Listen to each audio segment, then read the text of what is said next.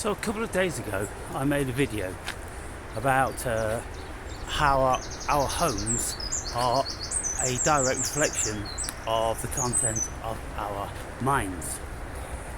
You know, with all the memorabilia and the things that we prefer and, you know, the presents that we've received and all those sorts of things. And we look around our home and we feel at home because our memories are out there in the abstract. Whereas if you go into somebody else's home or if you go into a hotel, you don't feel at home because it isn't your home and there's nothing around you which you can latch onto that you have any relationship with. There's no memories there. There's no past, and so you are very, very present in the here and now. Now, this is my point I was making, because if you have a home which is cluttered with the past, then invariably you're not in the present, and to be in the present is very, very beneficial. And so those people like hoarders and people who have lived in homes for many, many years, the chances are that they don't grow because they're too reliant on what they have and what they think they are, and oh, this is me, this is my world, and all that. But you know, for me, because I was moved around a great deal when I was a kid in children's homes, and because of course mother dying when I was 4 years old, then I never had a home really until I was like 8 or 9 years old, when my father took us back from children's homes into the family home. But my formative years, which are from 1 to 7, were pretty well formed, you know, and so I was a travelling man from that very early stage, because the format of the programming had been broken. And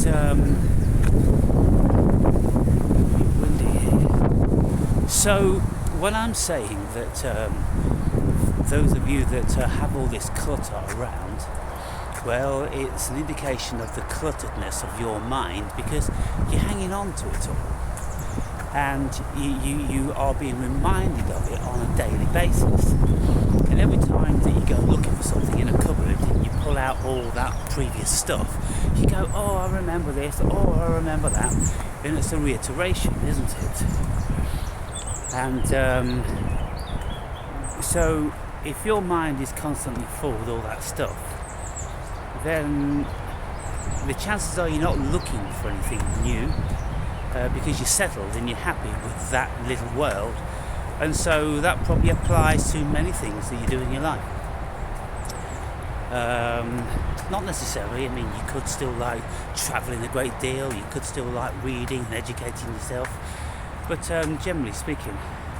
But one thing's for sure, when Carl Jung, the eminent psychologist, was writing about this stuff, that's one of the observations that he made from listening to thousands of patients who went to him for psychoanalysis.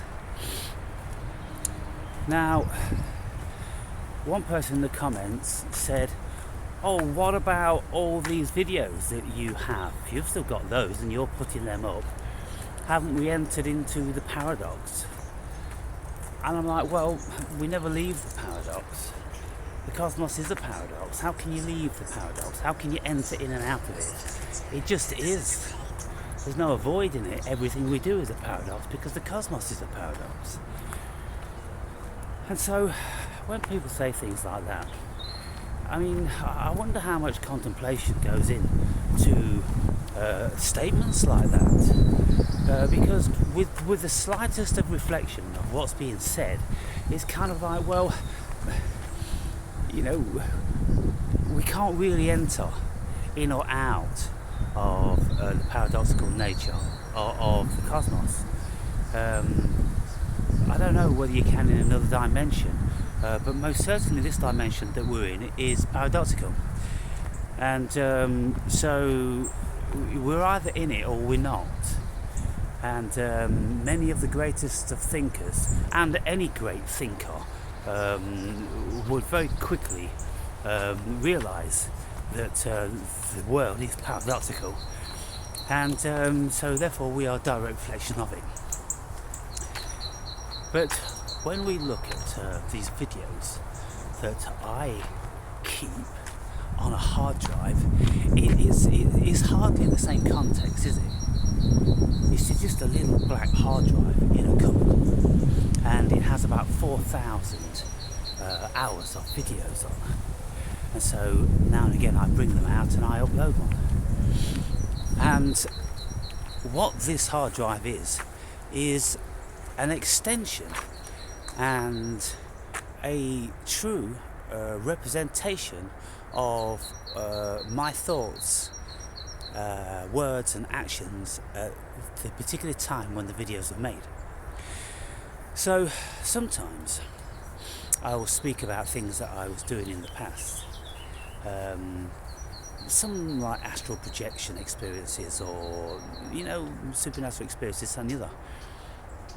But what happens is, over the years, it's been described by people, it's like if you keep going to a library book, the same book, and every time you pull it out from the shelf, a few more of the pages are gone, and then you'll read that book and you'll think you remember the content of that book. You put it back and you go, oh, I've got a good handle on that memory.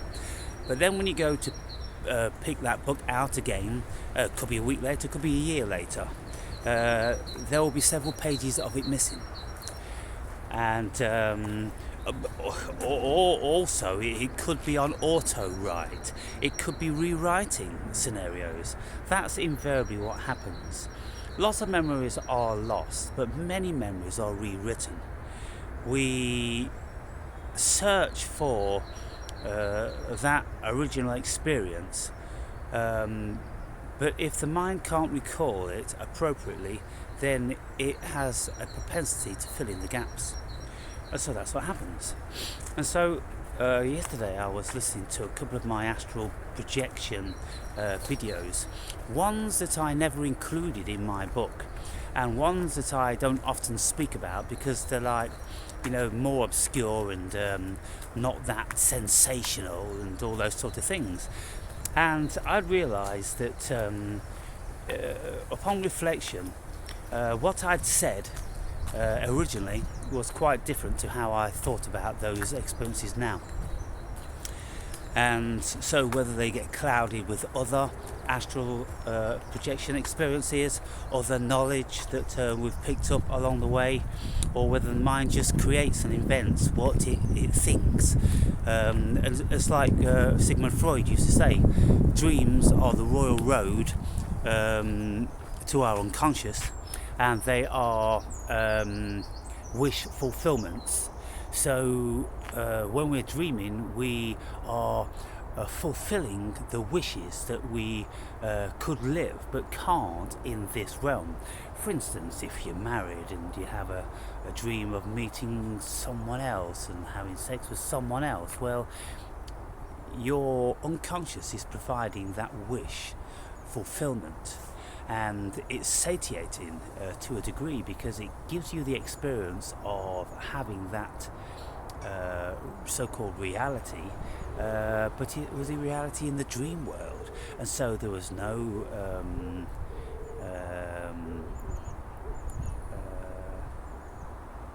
what's the word? No infidelity. There was no two-timing. There was no dishonesty in anything in the reality. And goodness knows, if we knew all of our partner's dreams, then I suppose we'd be divorced in an instant, because we could enter into orgies every single night, couldn't we? And then your partner would say, well, aren't you sexually fulfilled in the relationship? And you could say, oh, well, obviously not. Well, nobody wants to hear that, do they? So AI provides precise recollections of everything that we've said on video or recording device. And these tiny little chips could effectively hold our whole life if we were recording, if we were journaling everything that we did, or the prominent things, the things we thought were important in any given day. If we did that, then these AI would collate all that stuff, and then we could look back and we could be very precise about recording things and changing the way in which we recall things today, by going back to the original. Every time you listen to it, you go back to the original.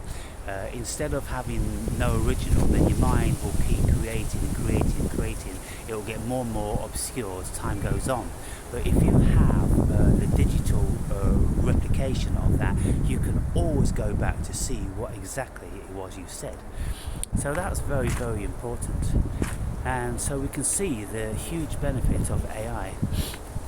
And then when we see that we are profiled, something is listening to what I'm saying now. AI is listening. The algorithms are listening. And they say that they are not collecting the data. They're just using what is said to be of more service to me.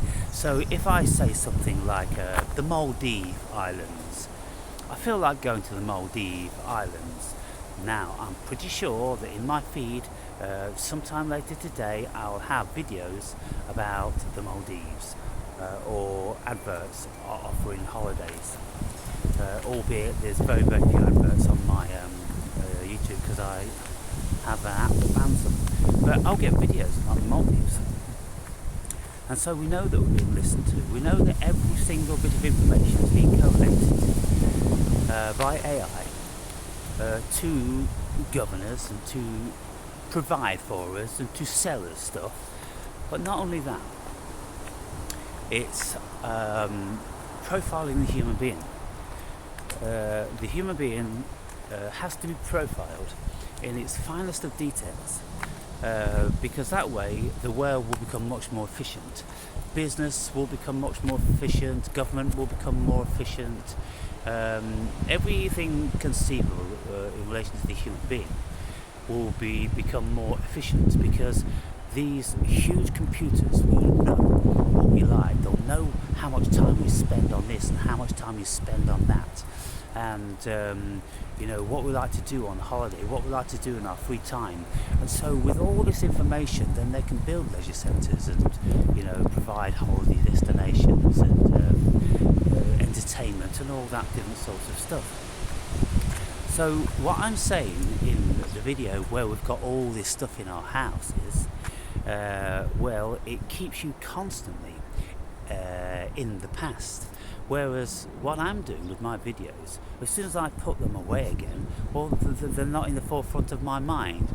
My mind is empty of those. I don't need to remember anything, because I can rely on that everything is being remembered. So I don't need to put any energy, any time, any thought into, I have to remember all these thoughts. No, they're all down there, and they're there. They'll never change, unless of course there's another Mandela effect.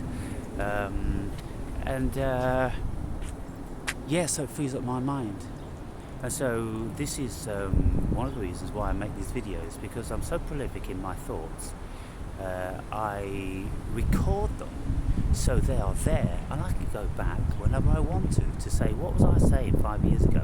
And I look at my attitude and my disposition and how it's changed, fluctuated, and manifest into varying personas and characters over the years. And these characters tend to hang around for quite a while, 6 months, a year, 2 years, 3 years, and then they'll morph into something else, and so it's really interesting for me as a psychoanalyst, looking at the so-called self to see what's gone on. And then I look at what was happening in my life, and then I can make certain rational conclusions when I'm delivering the most calmest of videos. Well, what's my current state? What's my environment?